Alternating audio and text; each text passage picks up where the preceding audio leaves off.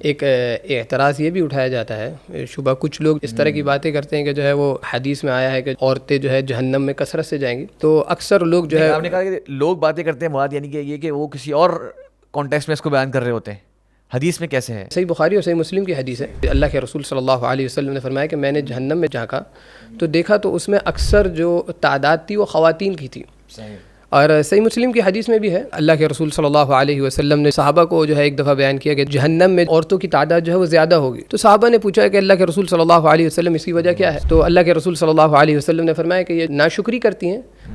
کرتی ہیں اور لعن طعن جو ہے وہ زیادہ کرتی ہیں۔ اصل مسئلہ کیا ہے؟ اصل مسئلہ یہ ہے کہ کچھ لوگ ہیں وہ اپنی سوچ کو، فکر کو ایک وہ زاویے تک محدود کر لیتے ہیں، تو بس اب جب ان کو کوئی سوچنے کی بات آتی ہے، کوئی جو ہے وہ سمجھنے کی بات آتی ہے، تو اسی زاویے سے، اسی پہلو سے سوچتے ہیں۔ تو ظاہری بات ہے جب آپ ایک ہی اینگل سے سوچیں گے، باقی پہلوؤں کو صرف نظر کر دیں گے، تو اس طرح کے اشکالات، اعتراضات تو جنم لیں گے۔ اب یہ سمپل سی حدیث ہے، یہ کامن سینس ہے کہ بھائی شریعت نے بتایا کہ اللہ رب العالمین نے جو انسانیت کو پیدا کیا ہے اس میں دو ہی جینڈر ہیں، میل ہے اور فیمیل ہے، مذکر ہے اور مؤنث ہے۔ اب بتا دیا کہ ایک کی تعداد جو ہے وہ دوسرے کی تعداد سے جو ہے وہ زیادہ ہے جہنم میں، تو اس میں ایسی کیا عجوبے کی بات ہے؟ کون سی ایسی نئی بات ہے؟ یا اس کو یوں کہہ سکتے ہیں کہ جب ایک جینڈر زیادہ ہوگی، کیونکہ عورتوں کی کثرت ہے، یہ بات پروفڈ ہے، تو جب عورتوں کی تعداد زیادہ ہوگی تو اس میں کیا حیرت کی بات ہے کہ جس طرح جس کی تعداد ہوگی اسی طرح اس میں سے ریشو ہوگا ان کا جنت یا جہنم میں۔ اور اسی حدیث سے پتہ چلتا ہے یعنی آج دنیا کے اندر جو ہے وہ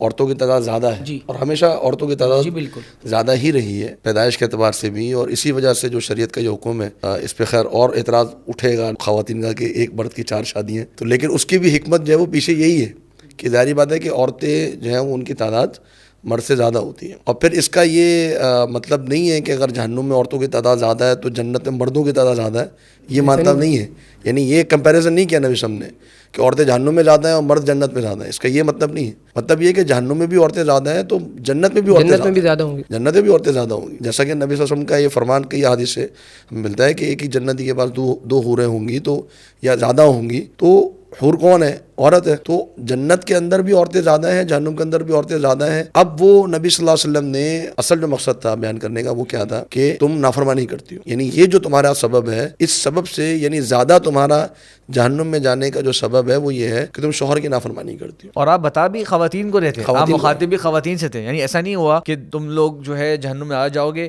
اور ساتھ میں مرد بیٹھے ہوئے تم لوگ جو ہے جہنم میں کم جاؤ گے، اس طرح کا کانٹیکسٹ نہیں ہے جیسا کچھ تو سمجھنے کی کوشش کر رہے ہوں اگر، بلکہ خالی اس وقت اور خواتین کو جس چیز سے منع کیا گیا وہ اہم سمجھنے کی بات ہے کہ اس موقع پر وہ چیز کو بلا کیا جا رہا ہے جو عام طور پہ بہت سے لوگ یا بہت سی خواتین شاید اس کو گناہ سمجھتی نہ ہوں، تو گویا آپ بیان کرنا چاہ رہے ہیں کہ اس قسم کے یہ گناہ جو ہیں وہ جہنم میں لے جانے کا باعث بن جاتے ہیں، جنہیں بہت سی خواتین سمجھتی نہیں ہوں شاید یہ گناہ ہے کہ بھائی ناشکری کر دینا شوہر کی اور لوگوں کے بارے میں کمنٹ پاس کر دینا وہ ایسا ہے وہ برا ہے وغیرہ وغیرہ۔ یہ بیسیکلی نصیحت تھی اللہ کے نبی اصل میں تو یہ مقصد تھا حدیث کا، آپ علیہ السلام نے عورتوں کو جب نصیحت فرمائی تو آپ نے نصیحت فرمائی کہ میں نے جہنم میں جب جھانکا تو تمہاری تعداد زیادہ دیکھی تو تم اس سے بچ جاؤ، اس کام سے کیسے بچنے کا کیا راستہ ہے وہ بتایا، اس میں تو بیسیکلی حل بتایا ہے۔